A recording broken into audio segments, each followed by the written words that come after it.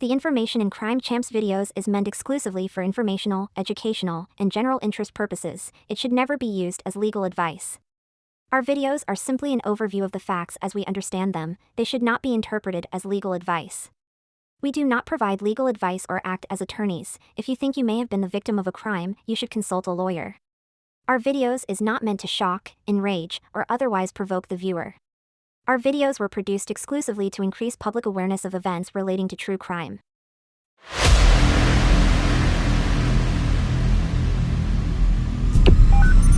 911, what's your emergency?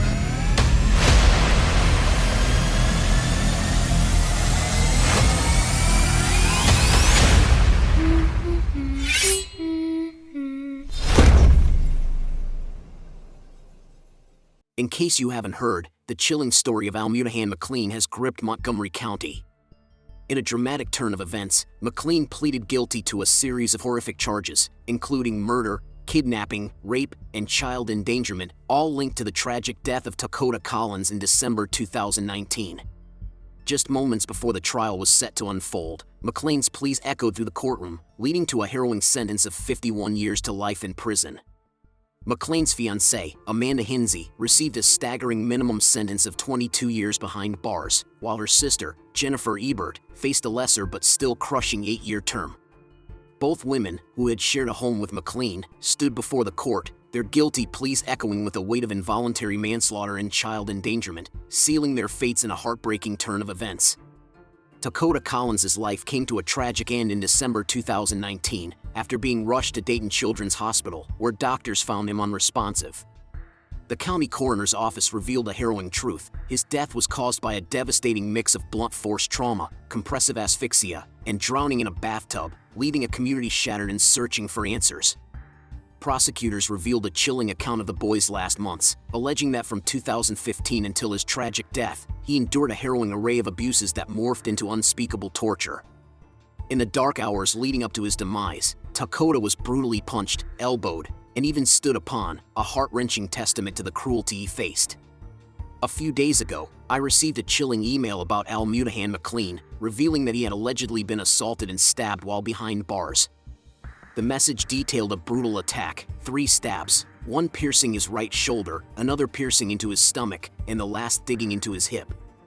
The violence of his situation sent a shiver down my spine, igniting a surge of questions about what truly happened in that prison cell.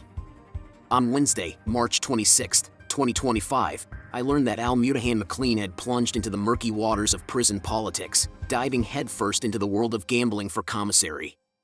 He wagered everything, from soups and candy bars to potato chips, risking his meager stash for a chance at something more. In this bleak landscape, prisoners gamble for various reasons: to pass the time, to inject a thrill into their mundane lives, to forge connections, and to acquire those coveted items that hold power behind bars. MUTAHAN McClean took a daring risk, wagering some of his commissary in a high-stakes gamble, all in the hopes of doubling his profits and changing his fate. On the eve of the fateful assault and stabbing that would unfold on Tuesday, March 25, 2025, MUTAHAN McClean made a risky gamble. He wagered his 4 precious soups and the lunch provided by the jail, driven by the tantalizing hope of doubling his commissary, an additional 4 soups and another lunch tray. Unfortunately, he lost a bet in the spades game and found himself facing a hard decision. With his last morsel of food dwindling away, he turned to his opponent and asked, "Can I pay you with 2 soups tomorrow?" The inmate raised an eyebrow but nodded, saying, "Just make sure you have my 2 soups." MUTAHAN McClean agreed, a flicker of relief crossing his face as they went their separate ways, the promise of tomorrow's meal hanging heavy in the air. The next day, the inmate approached MUTAHAN McClean and inquired about the 2 soups he owed him. MUTAHAN McClean replied, "I haven't received them yet, but I'll do my best to get them for you in a few hours." As the hours passed, however, MUTAHAN McClean still had not secured the 2 soups for the inmate. "I was warned that failing to pay your debt in prison could have catastrophic consequences for your life. A debt behind bars isn't like any debt on the outside. It transforms into something far more sinister. Imagine this: if you borrow a mere nickel, just 5 cents, from me, it doesn't stay that way for long.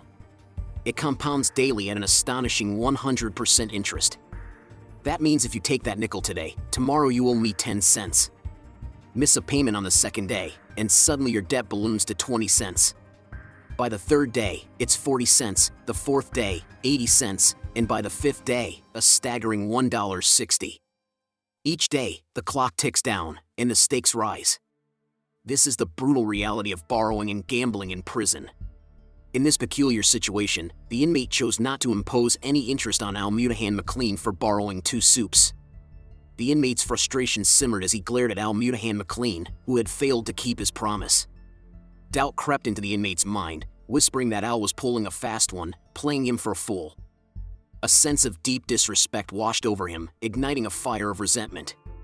This was exactly why prison policy prohibited gambling and trading commissary, a hard lesson learned in a world where trust was a rare currency.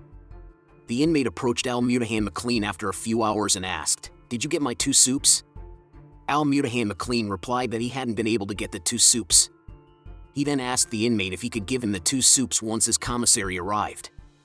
The inmate began cursing at him and threatened to beat him up. MUTAHAN McClean repeatedly said, "I'm sorry, I'll have it for you once my commissary arrives." This meant the inmate would have to wait 2 weeks to receive his 2 soups. The inmate yelled at him before walking away to his prison cell. Another inmate approached MUTAHAN McClean's prison cell and asked him what had happened. MUTAHAN McClean explained the situation in detail. After hearing the full story, the other inmate walked over to confront the inmate involved in the issue with MUTAHAN McClean. I couldn't shake the feeling that the other inmate was either being overly curious or attempting to quell rising tensions.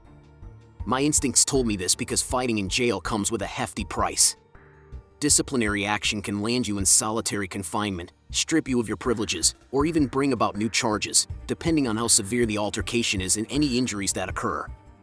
When things really escalate, guards don't hesitate to put everyone on lockdown. During the lockdown, they're all confined to our cells, stripped of freedom, cut off from normal activities, as the prison tightens its grip to restore order, safety, and security. Lockdowns can stretch from just a few hours to several weeks, or even longer, depending on the circumstances. Sometimes the lockdown affects only a single unit, at other times, an entire prison is locked away from the world. With staffing shortages plaguing correctional facilities, these lockdowns have become a chilling norm in far too many places.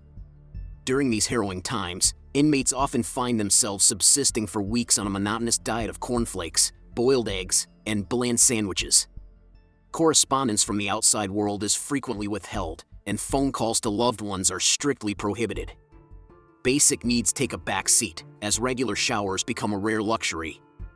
Visitation privileges are often suspended or severely restricted, leaving families struggling to maintain a connection with their incarcerated loved ones, often feeling the heavy weight of distance and silence. About 15 minutes later, the inmate who was owed the 2 soups approached MUTAHAN McClean's prison cell and said, "Either you give me my 2 soups now, or we have to get down."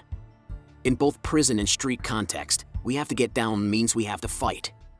The inmate urged MUTAHAN McClean to put on his sneakers and let's get down.